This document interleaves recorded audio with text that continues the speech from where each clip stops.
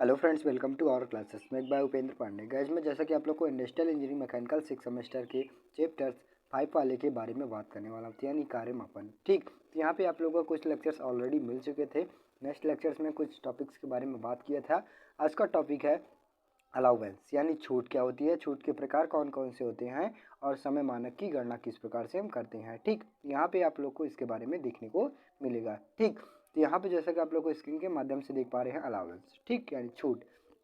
एक प्रकार से हम कह सकते हैं कि जब कोई श्रमिक ही कार्य करता है, ठीक, वहाँ पे जो प्रबंधक यानी मैनेजमेंट या फिर इंजीनियर द्वारा श्रमिक को कुछ ना कुछ छूट की गणना यानी छूट की आवश्यकता होती है, उस किसके अंतर्गत आ जाता है, तो छूट के अंतर्गत, अलावेंस के अंतर्गत आता है। ठीक, यहाँ पे देखेंगे हम कि सामान्य समय ज्ञात कर लेने के पश्चात श्रमिक को दिए जाने वाले छूटों की गणना आवश्यक हो जाती है, क्योंकि इसी के आधार पर मानक समय की गणना की जाती है। ठीक, एक प्रकार से हम कह सकते हैं, अगर किसी भी फैक्ट्री या फर्म में कोई भी श्रमिक कार्य कर रहा है, प्रबंधक द्वारा या फिर इंजीनियर द्वारा या फिर सुपरवाइजर या फिर किसी के माध्यम से द्वारा श्रमिकों को कुछ ना कुछ छूट देने की प्रक्रिया को ही किसके अंतर्गत आता है, यानी कुछ टाइम देना। ठीक, किसका क्या कहलाता है, छूट कहलाता है, यानी एक्स्ट्रा टाइम देना। एक प्रकार से हम कह सकते हैं वो छूट कहलाता है। एक्स्ट्रा टाइम हो गया, या फिर अगर आपका 4 घंटे का काम है, 1 घंटे का काम है या फिर 4 घंटे का काम है, तो यहाँ पे 3.5 घंटे कर दीजिए, यानी 3 घंटे कर दीजिए। या फिर आप कुछ इस प्रकार से बता सकते हैं कि अगर आप 15 मिनट का काम करना है तो वहाँ पे 10 मिनट कर दीजिए, 5 मिनट का आपको छूट दे दिया जाएगा। तो किसके अंतर्गत आती है, यानी छूट के अंतर्गत आ जाती है। ठीक, तो ये निम्नलिखित प्रकार से होते हैं, तो यानी कौन कौन से होते हैं, तो व्यक्तिगत छूट। तो व्यक्तिगत छूट किसके अंतर्गत आता है, कि जब किसी भी, एक प्रकार से हम बता दें कि वैवाहिक आवश्यकता की पूर्ति हेतु सामान्य व्यय होना आवश्यक है। तो वैवाहिक आवश्यकता कौन कौन सी हो सकती है, जलपान हो गया, शौचालय हो गया, ठीक, यानी कपड़े नहीं बदलना, तो यानी इन सभी चीज़ों की प्रक्रियाओं में जैसा कि आप लोग को कोई भी काम हो गया, ठीक, अगर इनके अंतर्गत कोई भी छूट प्राप्त होती है तो किसके अंतर्गत आती है, तो व्यक्तिगत छूट के अंतर्गत आती है। ठीक, नेक्स्ट आता है तो थकान छूट। अगर कोई भी श्रमिक कार्य कर रहा है किसी भी फैक्ट्री में, ठीक, तो वहाँ पे ज़्यादा समय यानी कोई भी थकान लग गया, ठीक, तो वहाँ पे श्रमिकों को लगातार कार्य करते हुए रहने पर थकान या अनुभव करता है, जिसे मापने को कई तरीका नहीं है। ठीक, केवल घटित शक्ति को देखकर अनुभव किया जाता है, यानी एक प्रकार से हम कह सकते हैं घंटी की कार्य क्षमताओं को देखकर ही संभव कर सकते हैं कि वह श्रमिक कितना टाइम से काम कर रहा है। ठीक, तो वो इसके अंतर्गत यानी थकान छूट के अंतर्गत आता है मापने के लिए। नेक्स्ट आता है तो देरी छूट। अगर कोई भी श्रमिक यानी कोई भी श्रमिक, एक प्रकार से हम कह सकते हैं कि अगर कोई भी श्रमिक कार्य कर रहा है, कुछ परसेंट यानी देर हो जाए या फिर समय से ना आए या फिर समय से चले जाए, ठीक, ना आए, तो किसके अंतर्गत आता है, तो छूट देरी के अंतर्गत। ये दो प्रकार के होते हैं, रोकने योग्य देरी और न रोकने योग्य देरी, यानी अवेलेबल डेली और अनवेलेबल डेली। ठीक, यहाँ पे तो यहाँ पे रोकने योग्य देरी किसके अंतर्गत आता है, इसके लिए कोई समय नहीं होता, कि यानी एक प्रकार से हम बता दें कि अगर इसके लिए अगर कोई भी फैक्ट्री या फॉर्म में कोई भी श्रमिक कार्य कर रहा है तो उनके लिए समय नहीं फिक्स होता है, इसके दूर कर सकते हैं, यानी श्रमिक को दूर भी कर सकते हैं। अगर कोई भी काम किया जा रहा है, नहीं मन कर लग रहा है, तो उन्हें ना रोका जाए। अगर जा सकता है तो श्रमिक, तो जो भी जा भी सकता है। ठीक, नेक्स्ट आता है तो अनवैलिडेबल, यानी रोकने योग्य देरी। इसके अंदर छूट प्रदान की जाती है जबकि श्रमिक के लिए उत्तरदायी नहीं होता। अगर एक प्रकार से हम कह सकते हैं, अगर कोई भी फैक्ट्री या फॉर्म में लग जा रहा है, काम किया जा रहा है, ठीक, वहाँ पे कोई भी प्रोडक्ट खराब जाता है, ठीक, खराब जाता है, तो अगर कोई भी प्रॉब्लम हो जाती है तो उनके श्रमिक द्वारा, एक प्रकार से हम कह सकते हैं कि कुछ भी अगर प्रॉब्लम खराब हो जाती है का प्रोडक्ट, अगर श्रमिक निकलना चाहता है, बाहर जाना चाहता है, तो वो एक प्रकार से प्रोडक्ट को छोड़ देगा या फिर मशीन को छोड़ देगा या फिर फैक्ट्री को छोड़ देकर दूसरे कंपनी या दूसरे जॉब पकड़ सकता है। ठीक, वो किसके अंतर्गत आता है, ना रोकने योग्य देरी के अंतर्गत आता है।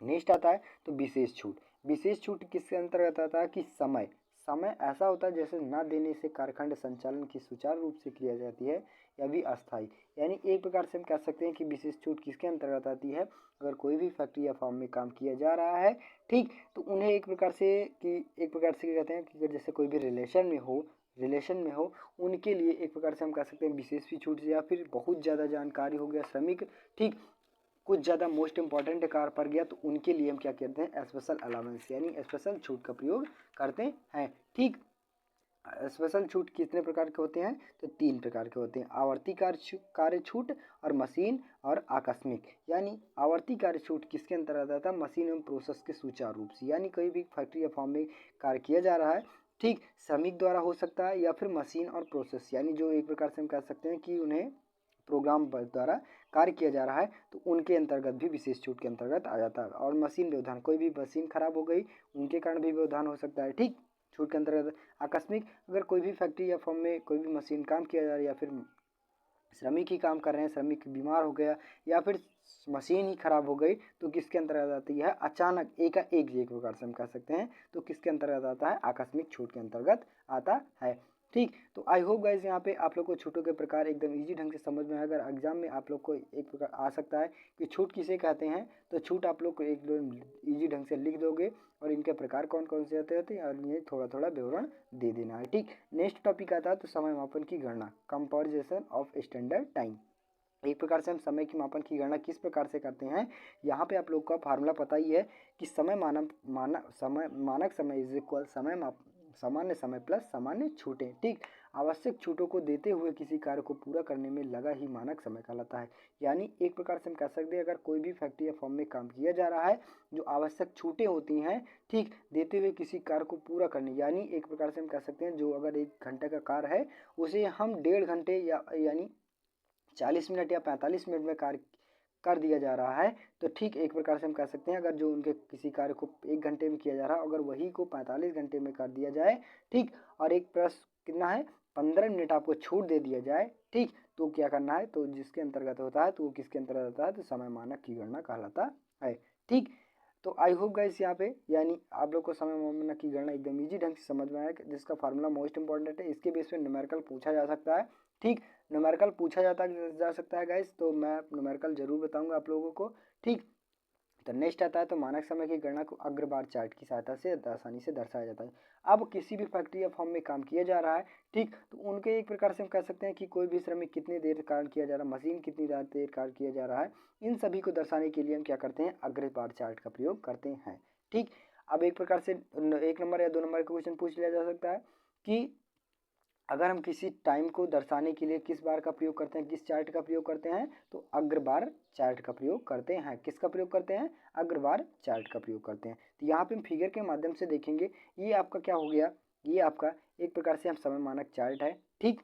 ओटी क्या होती है? ओटी क्या होती है? ऑब्जर्वर टाइम होती है, ठीक, जैसा कि आप लोग ऑब्जर्वर टाइम पता ही होगा, ठीक, यहाँ पे। और एनटी ये होती है, और RPM SA PAO standard type, यानी जो आप लोग की सबसे मानक वैल्यू होती है ये स्टैंडर्ड टाइप हो गया, ठीक। और ये यहाँ तक इतना क्या हो गया, ये छूट के अंतर्गत आता है, ठीक।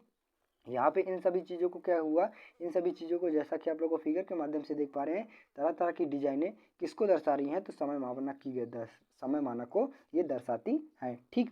यहाँ पे आरपीएफ क्या होता है? परफॉर्मेंस वेटिंग फैक्टर हो गया। ईएनएफ क्या होता है? नॉर्मल टाइम हो गया। आरएपी क्या होता है? रेस्ट एंड पर्सनल अलाउंस क्या होता है? अलाउंस होता है, ठीक। यहाँ पे SA special allowance, PAO police allowance, ठीक। तो यहाँ पे आप लोग को फुल फॉर्म पूछने के भी पूछ सकता है कि यहाँ पे ओटी या फिर पीआरपीएफ इसका क्या होता है, ठीक। यहाँ पे आप लोग को फुल फॉर्म एकदम इजी ढंग से समझ में लेना है। तो नेक्स्ट टॉपिक आता है पॉलिसी अलाउंस। पॉलिसी अलाउंस क्या होता है कि पॉलिसी अलाउंस अन्य कारणों जैसे नए श्रमिक को सीखने के दिनों में कार्य की तुलना खराब तथा अवस्था में दिनों में अस्थायी अलाउंस के अंतर के बारे में दिया जाता है। यानी पॉलिसी अलाउंस किसके अंतर्गत आता है? अगर कोई भी फैक्ट्री में कोई भी श्रमिक कार्य किया जा रहा है, ठीक, तो उन्हें कुछ दिनों तक क्या किया जाएगा, यानी 3 महीने से या फिर 15 दिन तक कुछ अगर जो मशीनों में सभी प्रकार की जानकारी बताई जाती है, ठीक, तो जो जानकारी बताई जाती है तो किनके माध्यम से बनाई जाती है, यानी एक प्रकार से हम नियम बताते हैं, ठीक, तो किसके अंतर्गत आता है? पॉलिसी अलाउंस के अंतर्गत आता है, एक प्रकार से पॉलिसी छूट कहते हैं, ठीक। तो यहाँ पे जैसे कि आप लोग को पता ही हो गया, ठीक, पॉलिसी अलाउंस क्या होता है, ठीक। नेक्स्ट टॉपिक आता है तो समय मानक के उपयोग कौन कौन से होते हैं?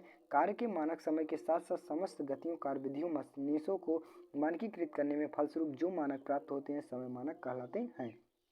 जैसा कि आप लोग को पता गया ही था कि समय मानक क्या होता है कि अगर कोई भी श्रमिक कार्य कर रहा है तो जो विभिन्न प्रकार के समस्त गतियाँ होती हैं, ठीक, उनको समय रूप से मानकीकृत करने के लिए क्या करते हैं, उसका प्रयोग करते हैं, तो समय मानक का प्रयोग करते हैं, यानी वही क्या कहलाता है, समय मानक कहलाता है। ठीक, ये निम्नलिखित उपयोग से प्रयोग किए जाते हैं। जैसा कि आप लोग को देख पा रहे हैं, फर्स्ट क्या होता है, प्रोत्साहन योजनाओं के आधार पर, यानी अगर कोई भी श्रमिक कोई भी किसी फैक्ट्री में काम कर रहा है, ठीक, तो इन्हें एक प्रकार से हम कह सकते हैं मोटिवेशन करना, ठीक, एक प्रकार से उन्हें प्रोत्साहन देना, ठीक, वो किसके अंतर्गत आता है, तो यानी प्रबंधक के अंतर्गत आता है या फिर सुपरवाइजर के अंतर्गत आता है। तो ये किसके अंतर्गत आता है, सुपरवाइजर या फिर प्रबंधक के अंतर्गत किसी भी कार्य करने के श्रमिक को प्रोत्साहन करना। नेक्स्ट आता है, नेक्स्ट क्या कहता है, मानक मिनट को परिभाषित करना।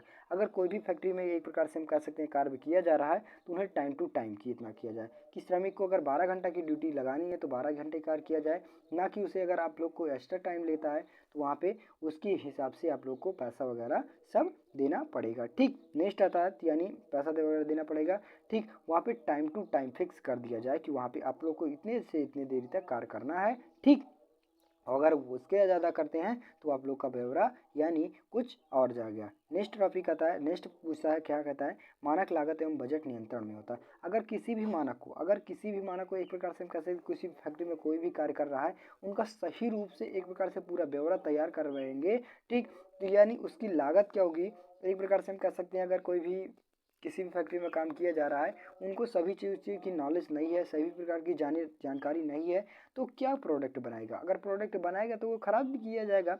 ठीक, तो उसमें जो लागत लगेगी उसको भी ख़राब किया जाएगा, उसमें टाइम क्या होगा वो भी ख़राब किया जाएगा। ठीक, अगर इन सभी चीज़ों का नॉलेज है, इन सभी चीज़ों मानक समय विवरण का यानी पॉलिसी अलाउंस का, ठीक, और एक प्रकार से हम कह सकते हैं अगर आप लोग को समय मानक का उपयोग कर रहे हैं तो इन सभी चीज़ों से आप लोग को लाभ होता है। ठीक, इनका उपयोग करने के लिए कृपया। नेक्स्ट टॉपिक आता है श्रमिक लागत एवं नियंत्रण। अगर किसी भी श्रमिक को लागत एवं नियंत्रण यानी कम से कम दाम पे नियंत्रण किया जा सकता है। नेक्स्ट पूछता है लागत आकलन होता है, जो लागत होती है एक प्रकार से सही रूप से होती है। नेक्स्ट टॉपिक आता है तो कार्यक्रम निर्धारण उपक्रम मशीनों एवं श्रमिकों को उपयोग, यानी एक प्रकार से हम कह सकते हैं अगर कोई भी कार्यक्रम निर्धारण करना है तो मशीनों एवं श्रमिक का उपयोग किया जाता है। ठीक, किसमें किया जाता है, तो समय मानक का उपयोग करने में।